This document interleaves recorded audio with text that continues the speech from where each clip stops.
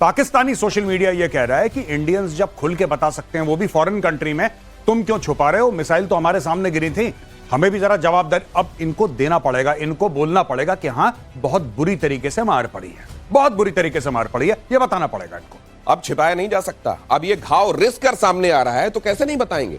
Muscular होता, अंदर का पेन होता, हो सकता है बर्दाश्त कर जाते, रात में कराहते, लेकिन ये तो रिस्क रहा है, नासूर बन गया, इसको कैसे नहीं स्वीकारेंगे? अगली खबर देखिए, ये खबर बहुत ध्यान से देखिएगा, ये खबर आपके मेरे जीवन को भी प्रभावित करने वाली खबर है। उसने नीचे लगाया, टीएनटी नीचे पूरा उड़ा दिया। अब इसमें सबसे बड़ी बात यह है दिनेश, पूछने वाली कि साहब ये क्या करना चाहता है, किसके लिए कर रहा है? Is it just to harm the Russians? नहीं, इससे ज्यादा है। ये जो इसके वेस्टर्न पार्टनर्स हैं, वेस्टर्न पार्टनर्स को ये दिखा रहा है कि रशिया तुम्हारे लिए थ्रेट है और तुम्हारे थ्रेट का मैं सामना कर रहा हूं, मुझे फंड करो, मुझे सपोर्ट करो, मुझे हथियार दो, रूस से मैं लड़ूंगा।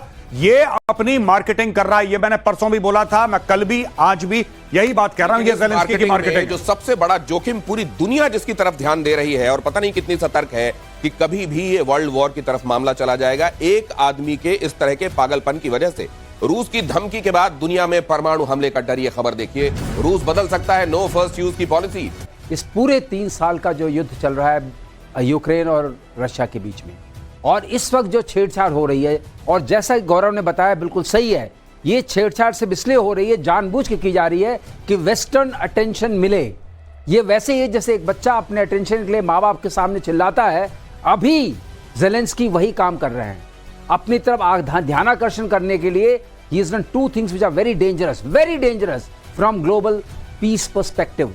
अब इसको देखना पड़ेगा पूरे संसार को। साथ में प्राइम मिनिस्टर स्टारमर का भी एक बयान आया है। कीथ स्टारमर क्या कह रहे हैं? हाँ, कीथ स्टारमर कह रहे हैं कि हमें तैयार रहना पड़ेगा। उन्होंने 2.5% रहा है, we have to be war ready. उन्होंने जैसे न्यूक्लियर सबमरीन्स बनाने की यूरोप ना चाहते हुए भी पूरा का पूरा आग में आएगा। एक बात बस कहना चाहूंगा, और अमेरिका भी आ जाएगा जो हाथ खींचना चाह रहा है इससे, क्या उसको भी आना पड़ेगा? यही बात बोलो। ये जो क्या सिचुएशन क्रिएट कर रहे हैं, यूरोप जो वर्ल्ड वॉर 2 में हुआ था, इनिशियली अमेरिका वर्ल्ड वॉर 2 को ज्वाइन नहीं करना चाहता था। बार बार विंस्टन चर्चिल ने जाके रिक्वेस्ट करके और ऐसी सिचुएशन क्रिएट की, जब उनका वो आ रहा था, शिप आ रहा था और उसको यू बोट ने मारा, उसने उनको अपनी तरफ खींचा और पर्ल हार्बर ऑफ कोर्स एक बड़ा मोमेंट बन गया। तो ये ना चाहते हुए भी वर्ल्ड वॉर की तरफ जा रही है। क्या आपको भी अंदेशे हैं मेजर गौरव? देखिए, मैं ये तो नहीं कहूंगा वर्ल्ड वॉर, लेकिन मैं ये कहूंगा कि ये फैल सकता है पूरे यूरोप में। और नेटो के चीफ ने ये बोला है कि 5% ऑफ जीडीपी का सारे नेटो कंट्रीज जो हैं अपना डिफेंस का बजट करें। किसी का 1%, किसी का 1.5%, ही सेज नो बॉस।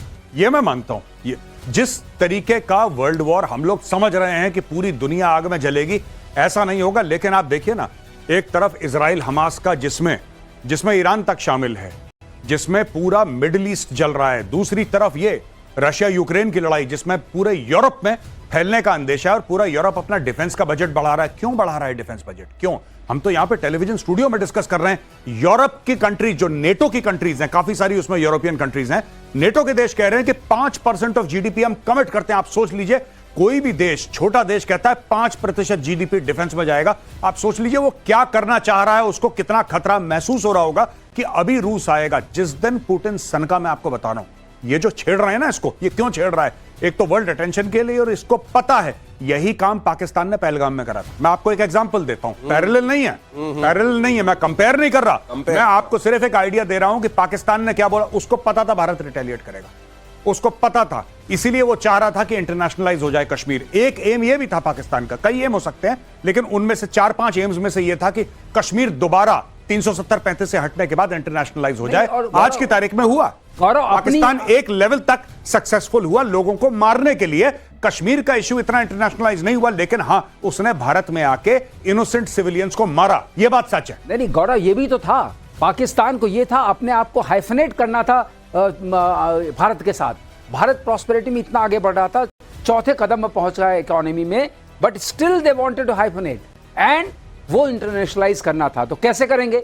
एक छोटा सा हमला कीजिए, उसके बाद भारत हमला करेगा, अपने आप ये बात तो लोग कहेंगे इंडो पाक वॉर, बीच में तो इंडो के साथ पाक में हाइफन, मतलब कहीं उसके साथ चर्चा में, हाँ, कि हम बराबर के, किसी बड़े पहलवान के साथ वैसे बराबरी नहीं कर सकते, तो ऐसा कुछ चर्चा में आ गए कि चर्चा में उसके साथ आपका नाम कहीं ना किसी न किसी बहाने लिया जा रहा है। ये देखिए बड़ी बात, और ये एक्सपर्ट्स ही बता सकते हैं। अगली खबर देखिए, अमेरिकी गोल्डन डोम की काट निकालने में जुटा चीन। चीन ने नई स्टेल्थ टेक्नोलॉजी विकसित करने का दावा किया। को क्या चल रहा है, सब लोग सोचते रहते हैं अरे J35 ऐसा होगा, J20, किसी ने देखा नहीं है वो। ठीक है, दूर से शो में अगर कोई शो हो गया कहीं पे, एयर शो, उधर देख लिया, किसने चलाया है, किसने ऑब्जर्व करा है, कौन इसकी कॉकपिट में बैठा है, किसने उड़ाया है इसको, ये सब चीजें पता ही नहीं। किसको बेच रहा है चाइना, कौन खरीद रहा है। तो ये जो चाइना रखता है ना, और चाइना का जिसको हम लोग यूपी में कहते हैं ना भौकाल, चाइना ने एक भौकाल बना रखा है अपना कि अरे चाइना चाइना चाइना की टेक्नोलॉजी फलाना।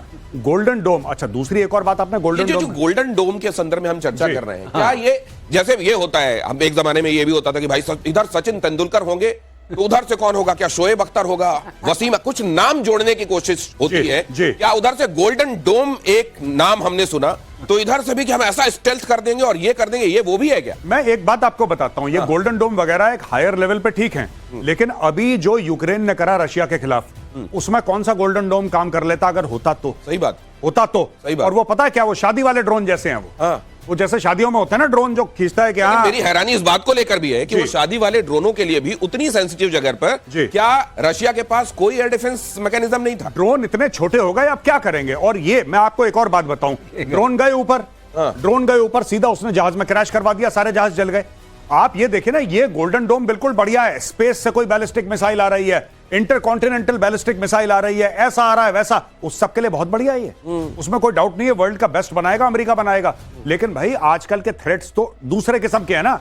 आजकल के थ्रेट्स ये हैं कि आपने किसी वेबसाइट से ड्रोन ऑर्डर करे, मैंने ड्रोन ऑर्डर करे 50, मैंने उनको अपनी वर्कशॉप में अपने गैराज में मॉडिफाई करा, मेरे पास गन पाउडर है, मेरे पास प्लास्टिक एक्सप्लोजिव है, मैंने ड्रोन उड़ाया, जाके हवाई जहाज में क्रैश कर दिया। अब उसका गोल्डन डोम क्या कर लेगा? जब तक में पोलियो की वैक्सीन बनी तब तक में कोविड आ गया जी। भाई दिनेश, ऐसा है अगर आप डोम के अंदर ही हैं तो डोम क्या करेगा बेचारा? अब डोम के अंदर ही है तो डोम क्या करेगा? वही कह रहा हूं, अगर ट्रक वहीं घूम रहे हैं और उनके अंदर ड्रोन लेके घूम रहे हैं तो वो तो डोम के अंदर है, तो डोम क्या करेगा? ये बड़ी बात है। ये अगली खबर देखिए, पुतिन के डर से कांपने लगा ब्रिटेन। ये खबर देखिए, अमेरिका से मांगे परमाणु हमले वाले फाइटर जेट। अमेरिका से F-35A लाइटनिंग फाइटर जेट्स खरीदने की तैयारी। परमाणु हमले में सक्षम है F-35A जेट्स। ब्रिटेन के पास केवल ट्राइडेंट मिसाइल से लैस पनडुब्बियां हैं जिनसे परमाणु हमला संभव है। उसके पास अमेरिका, रूस, चीन, भारत और फ्रांस जैसी त्रिस्तरीय परमाणु हमला करने की क्षमता नहीं है। जिसका सूरज कभी डूबता नहीं था, उसके ये दिन आए हुए। अब उग नहीं रहा सूरज, अब उग नहीं रहा है। हाँ, क्योंकि उन्होंने सही है, ठीक कह रहे हैं, उगता कम है सूरज, और सूरज कम उग रहा है। तब तक उग रहा था, ठीक ठाक उग रहा था, जब तक भारत की तरफ उन्होंने निगाह नहीं डाली थी। लेकिन ईस्ट इंडिया कंपनी के बाद उनके लिए अब ईस्ट ही खत्म है, सूरज उगी नहीं। जी, क्या कह रहे थे आप? मैं ये कह रहा था कि जैसे ये न्यूक्लियर ट्रायड जो है सर, क्या ये बड़ा फॉर्मिडेबल, मतलब अगर किसी के पास ये ताकत है, जैसे पाकिस्तान के संदर्भ में हम बात कर लें कि उसके पास वैसी पनडुब्बियां नहीं है, और हवाई जहाज क्या कर सकते हैं वो हमने देख लिया।